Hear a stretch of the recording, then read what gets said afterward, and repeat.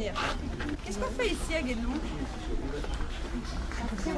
Un château fort, on fait un château fort, mais comment? Oui, ma grande. Comme au Moyen-Âge, très bonne réponse. Ça veut dire qu'on n'est pas simplement une bande de fous furieux qui construisons un château pour le plaisir. Hein.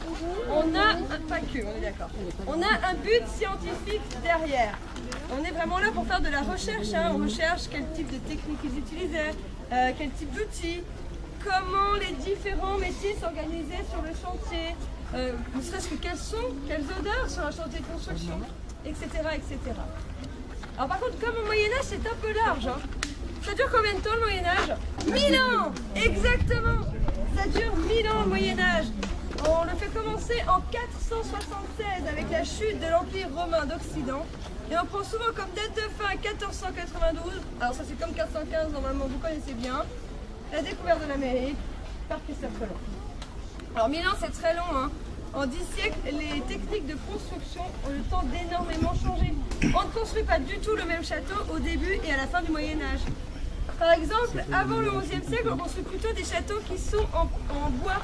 On les appelle des modes castrales, vous avez un modèle juste ici. Après le XIe siècle, on construit plutôt en pierre et même là, les châteaux ont beaucoup changé. Comment elle devient utile en cas d'attaque?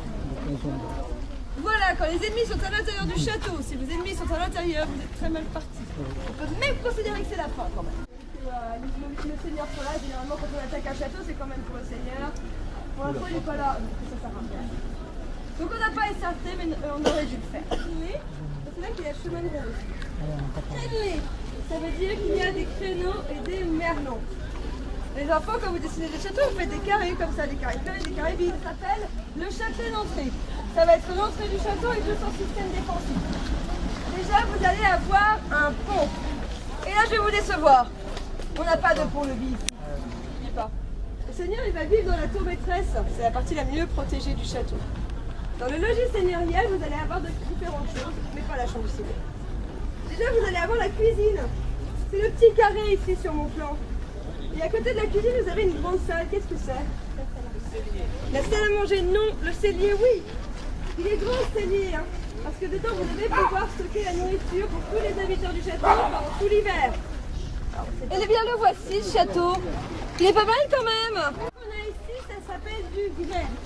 Notre grès est très dur. D'ailleurs, on a une méthode très spéciale hein, pour l'extraire. Parce qu'il faut pouvoir compenser la dureté de la pierre. De frapper, en fait, l'onde de choc va finir par casser la pierre le long de la ligne de fracture. Ça veut dire que ça fait des cassures très nettes, hein, puisque ça suit la séparation. Ça veut dire que ça va faire un château solide, jusque-là, il n'y a pas de souci. Mais ça veut aussi dire que si on travaille sur du grès comme celui-ci, eh bien, on va être ralenti. Parce que c'est très difficile à travailler. Et si vous ralentissez les carrières, vous ralentissez tout le monde, hein, ils sont à la base de tout ici. Et c'est pas forcément notre grès préféré, même si on le trouve beaucoup. On essaie de l'éviter. Et on n'y arrive pas. Ensuite, on va avoir une pierre plus rouge. Alors...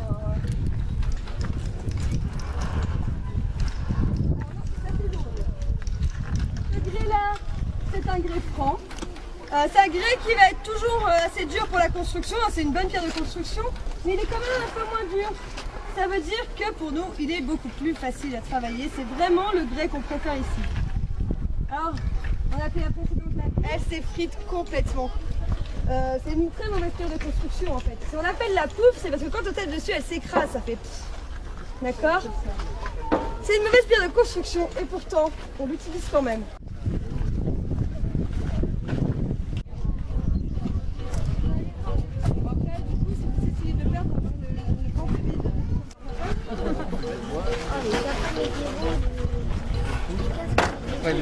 Une roue, oui, ça s'appelle une cage à écureuil, très exactement.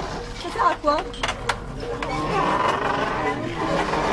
Exactement, alors les descend assez peu, on va surtout les monter, mais c'est ça. Le principe est très simple à comprendre. Hein. Vous avez une roue, qu'on appelle un tambour, une personne qui monte dedans, qui va monter ou descendre selon le sens dans lequel on tourne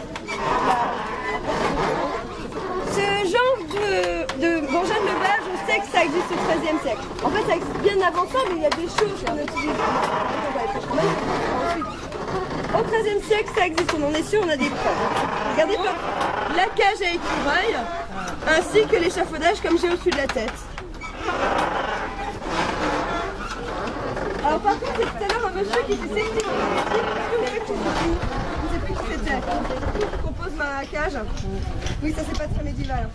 En fait, on a beau travailler comme au XIIIe siècle, on a les règles de sécurité du XXIe siècle.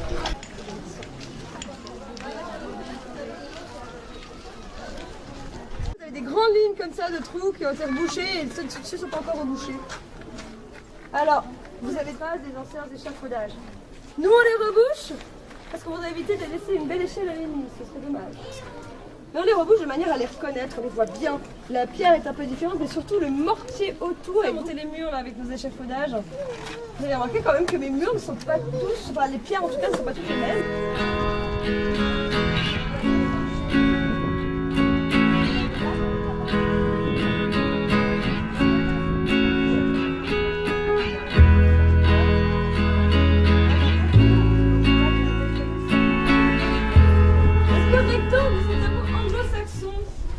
Au XIIIe siècle, on n'aime pas les Anglais. Facilement, la règle avec une corde à 13 nœuds. Et si je fais ceci, je suis en train de faire quoi? Un cercle, donc un compas qu'on remplace tout aussi facilement avec une corde et un clou. Tu vas prendre ce nœud là dans une main, et regarde au-dessus de la tête, il y en a un autre ici. On reste bien vertical et en haut comme ça pour que les gens voient. Parfait. Un carré exactement. Lâche ce nœud là et prends celui-ci à la place. Un carré long. Après, tu gardes tes deux nœuds. Par contre, tu vas te mettre comme ceci, un peu plus bas parce que je suis quand même pas grande. Rebaisse encore un peu. Un peu encore. Merci. Un triangle. Il est comment un triangle? Isocèle. Au Moyen-Âge, on l'appelle le 5-5-2. Parce que j'ai 5 intervalles, 2 intervalles. Alors, tu peux tout lâcher. Normalement, vous le voyez venir. Hein. Tu vas prendre ce nœud-là dans une main, celui-ci dans une autre. Et là, nous avons équilatéral. Équilatéral, c'est le 4-4-4. Et si je fais ceci, triangle rectangle, c'est le 3-4-5. Et là, question qui fâche pour les grands. C'est quoi le théorème de Pythagore? Le carré de l'hypoténuse, c'est égal à la somme des carrés des deux autres côtés.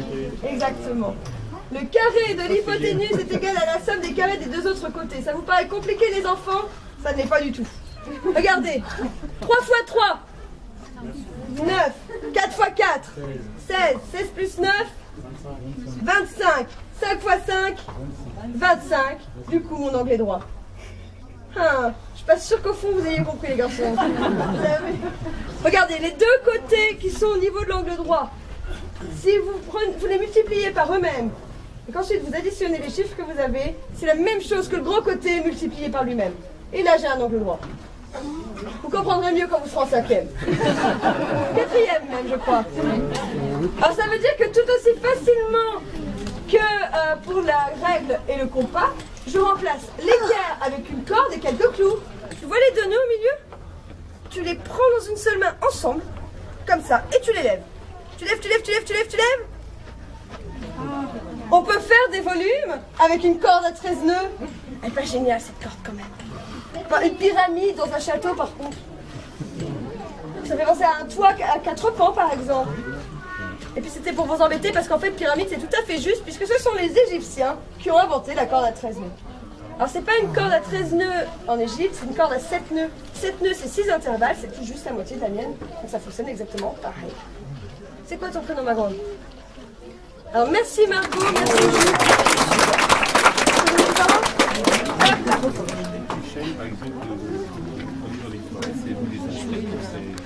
Alors, quand c'est la forêt de Bellary, bien sûr. Si c'est sur notre territoire, non. Mais par contre, on travaille quand même avec l'ONF pour savoir lesquels couper sans détruire la forêt. De toute façon, la forêt de Guédon, c'est une forêt labellisée Natura 2000. C'est des forêts qu'on peut gérer, hein, elles sont utilisées, mais on doit rester raisonné dans la façon de faire. Et en plus, c'est un refuge LPO, la Ligue de protection des oiseaux. Donc on essaye aussi de garder l'habitat de ces oiseaux-là.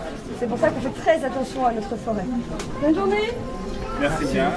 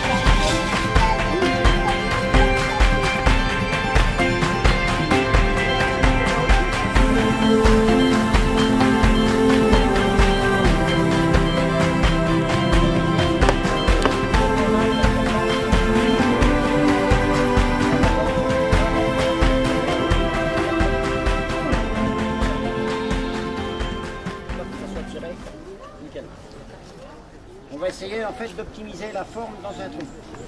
Si le tronc est pile poil dans la bonne courbure, c'est merveilleux. Différemment, si on est obligé de tailler un petit peu les bouts pour arriver à garder la rondeur, mais vu que c'est un coffrage. Oui. Le temps, Bon, mais là, c'est pour un coffrage, mais si c'était pour une pièce de sur une pièce charpente. de charpente, eh ben, on raccourcit la pièce par rapport à son cercle. On ne va pas essayer d'aller hors fibre. Là, le cœur, il est même plus dans le bois, là, il est par ici. Il est sorti Oui, de la c'est pièce. pour ça. Il n'y a pas d'importance en fait, puisque à l'intérieur de ça, on aura un bout de tronc intact. C'est pas forcément au milieu. Chose impossible chez un moton. Le cœur est toujours centré du corps.